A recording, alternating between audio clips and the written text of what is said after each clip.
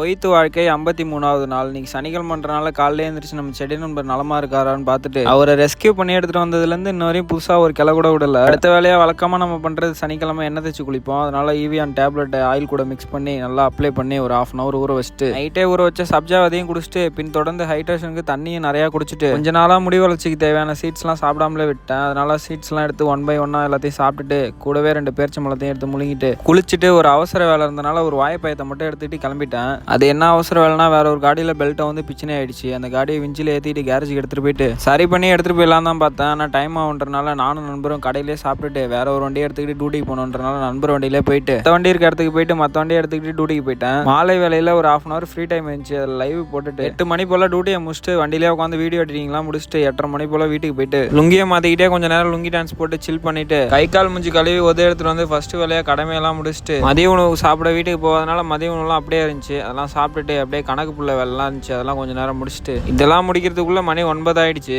அடுத்து ஒரு 10:30 மணி போல எழுந்திரிச்சேன். கண்ணை முன்னமா தான் இருந்துச்சு. அதுக்குள்ள 1.5 மணி நேரம் முடிஞ்சிட்டு இருக்கு. 1 மணி நேரம் தான் டியூட்டி இருந்துச்சு. டியூட்டிக்கு போயிட்டு வந்து இன்னைக்கு நாளை முடிச்சுக்கிறேன். நாளைக்கு பார்க்கலாம். இணைப்பில் இருக்கவும்.